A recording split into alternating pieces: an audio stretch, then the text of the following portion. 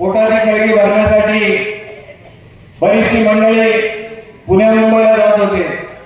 कुणी क्रॉफर्ड मार्केटला बिझनेस करायचा, कुणी भाजी मार्केटला करायचा, कुणी जिथं आपल्याला शक्य होईल तिथं माथाडी म्हणून काम करायचे. पण लोक आपली बरीचशी, मला वाटतं आता आमच्या अवसरी गावातली खडकावरची मंडळी आहेत, बरीचशी मुंबईला आहे, ती व्यवसायाच्या निमित्ताने त्याच्या वेळेस केली. परंतु त्याच्यानंतर अलीकडच्या काळामध्ये जर मी पाहिलं तर मुंबईला जाण्याचा ओघ हा थांबला. हा थांबला का? तर खऱ्या अर्थाने आपल्याकडे पाण्याची सोय झाली. पाण्याची सोय झाल्यानंतर शेतीमध्ये शेतीची फुलायला लागली आणि त्याच्यामधून विकास झाला. दादांच्या आणि साहेबांच्या नेतृत्वाखाली भीमाशंकर कारखाना उभा राहिला आणि त्या कारखान्याची ज्यावेळेस उभा राहिला त्याची सुरुवात झाली आणि त्याच्यातून खऱ्या अर्थाने 2 पैसे मिळायला लागले. काही लोक सांगतात, काय सांगतात की कारखाना मी अडचणीतून बाहेर काढला. दादा आणि मी पण सुरुवातीच्या काळापासून भीमाशंकर कारखान्यामध्ये संचालक म्हणून काम करतो. खूप अडचणी आल्या सुरुवातीच्या काळामध्ये आणि कुठलीही गोष्ट नवीन सुरू करताना अडचणीतून वरती, कुठलाही बिझनेस किंवा धंदा सुरू करताना खूप अडचणीतून वरती आणावा लागतो. कारखाना तरी अडचणीतून बाहेर काय आपल्या सगळ्यांना माहितीये. ज्या वेळेस आमदार वळसे पाटील साहेब ऊर्जा मंत्री होते आणि ज्यावेळेस ऊर्जा मंत्री झाले साहेब, त्यावेळेस को जनरेशनचा प्रोजेक्ट हा साहेबांच्या माध्यमातून त्यावेळेस सँक्शन झाला. साहेबांकडे ऊर्जा खातं होतं. आपण म्हणतो नेहमी की एखादा माणूस वाढपा त्याची बादली हातात असली की तोंडाला जरा ओळखीचा माणूस चेहरा पाहिला का बुद्धीची थोडीशी बोट जरा थोडीशी हलकी सोडतो आणि त्याला वाढण्याचे काम करतो. नामदार वळसे पाटील साहेबांनी त्या काळामध्ये त्या भीमाशंकर कारखान्याला मदत केली आणि भीमाशंकर कारखाना जर खऱ्या अर्थाने विकास पथावर गेला असेल तर ज्यावेळेस साहेब ऊर्जा मंत्री झाले आणि को जनरेशनचा प्रोजेक्ट झाला त्यावेळेस झालं. कावळाला उडाला, काजीला उडाला झाला की त्यावेळेस कोणतरी चेअरमन म्हणून बसलं आणि त्याला असं वाटायला लागलं की बाबा माझ्यामुळे त्या कारखान्याची उन्नती झाली. पण असं कधी होत नाही. आतापर्यंत जे काही झालं कारखान्याची प्रगती झाली. दादा त्याला साक्षीदार आहेत. दादाने आणि साहेबांनी ज्यावेळेस दूरदृष्टीचे निर्णय घेतले त्याच्या काळात कारखान्याची प्रगती झाली. काका म्हणले आम्हाला काही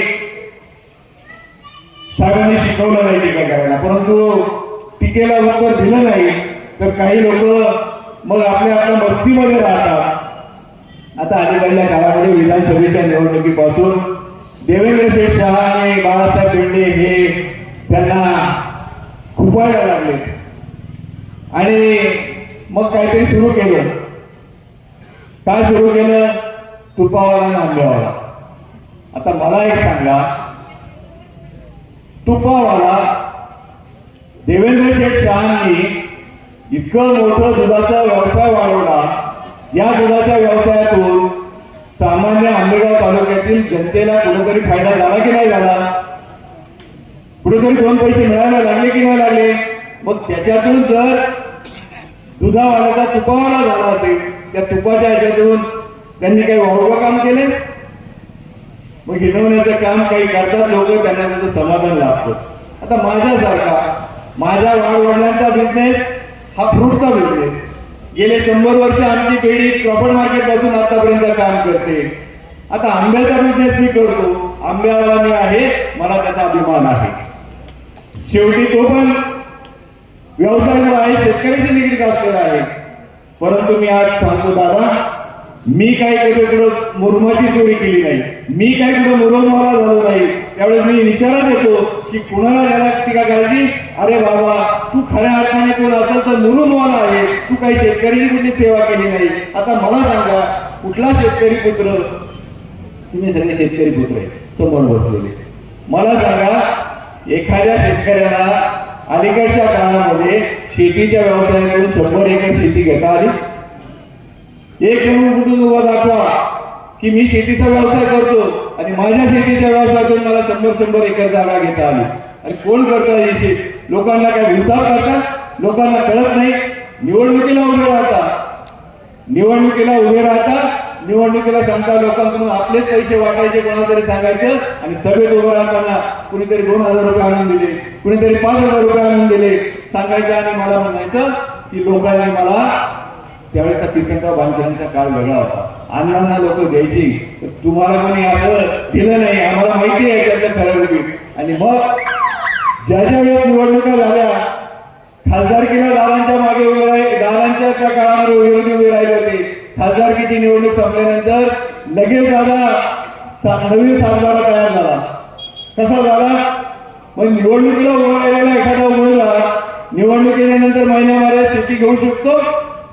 परवाच्या काळामध्ये सुद्धा विधानसभेला महापौर उभे राहिले आणि मग त्याच्याच काळातून लगेच नंतरच्या महिन्यात येणाऱ्या काळामध्ये शेतीला लगेच नवीन शेती घेतली गेली. हे काही लोकांना कळत नाही. लोक काही दुःखी आहेत. मी अलीकडच्या काळामध्ये पाहतो लोक आता म्हणायला लागली की आमचा थोडीशी चूक झाली आणि थोडंसं वाहवत गेलो. संजय शेठ, लोकांना असं वाटायला लागलं आता की आपली त्यावेळेस झालेली चूक झाली, थोडंसं भावनेच्या मनामध्ये आम्ही वाहवत गेलो. परंतु आता तुम्ही सगळ्यांनी निर्णय ठामपणे घेतलेला आहे की आता झालेली चूक आता ती दुरुस्त करायची. काय केलं? नामदार वळसे पाटील साहेबांनी असं काय चूक केली होती? मला सांगा की तुम्ही सगळ्यांनी एवढे वर्ष 60,000 मतांनी नामदार वळसे पाटील साहेबांना निवडून दिलं आणि मग 1500 मतावर आणलं. काय त्याची परिणती झाली? मला सांगा. आपण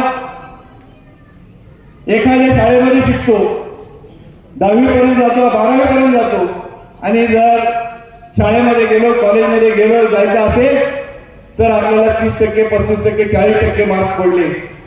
मला सांगा 35%, 40% मार्क्स पडल्यावर तुम्हाला कोणी फर्ग्युसन कॉलेजला ऍडमिशन देईल, बीएमसी कॉलेजला ऍडमिशन देईल. त्याच्यासाठी किती टक्के मार्क पडावं लागतात? 80%, 90%. बरोबर आहे? खरं की नाही? आणि मग नामदार वळसे पाटील साहेबांना आतापर्यंत तुम्ही 60,000, 70,000, 70,000च्या मताने निवडून दिलं आणि गेल्या निवडणुकीत किती मतावर आणलं? 1500 मतावर आणलं. काय चूक होती साहेबांची? काय साहेबांनी असं आंबेगाव तालुक्यासाठी काय वाईट केलं होतं? परंतु का तुम्ही चुकले माहित नाही. साहेबांचं नाही नुकसान झालं. नुकसान कोणाचं झालं? आपलं झालं. आज कुठल्या जणांनी साहेबांनी मंत्रीपद मागायचं, ज्यांनी लाख लाख मताची लीड दिलं त्या सगळ्यांना मंत्रीपद मिळाली.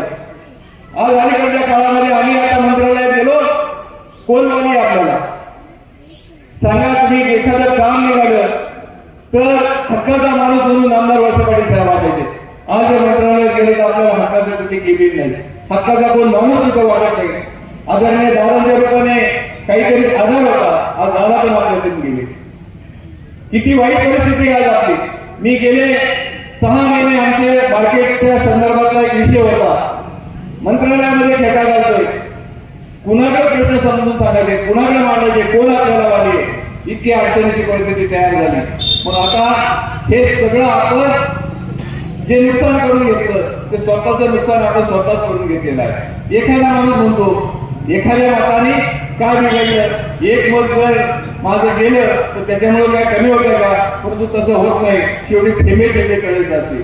अशाच पद्धतीने हा विकास आतापर्यंत ना आपल्या तालुक्याचा झाला, परंतु आपण त्या छोट्या छोट्या ज्या वेळेस काहीतरी चुका करतो त्याच्यातून हे सगळं अडचणी तयार होतात. नामदार वळसे पाटील, आता मला एक सांगा, तुमच्या अवसरीचं गाव साहेबांनी दत्तक अवसरी गाव घेतलं, साहेबांनी कमी प्रेम केलं तुमच्यावर. तुम्हाला आतापर्यंत काही कमी पडू दिलं का साहेबांनी? साहेबांच्या माध्यमातून आज या संपूर्ण भागाचा विकास झाला. आज आपल्या बुलढाण्याच्या या कृषीमध्ये एवढं मोठं इंजिनिअरिंग कॉलेज झालं, एवढं मोठं पॉलिटेक्निक कॉलेज झालं. आज कुठल्या तुमच्याच गावाचं नाव निघतं.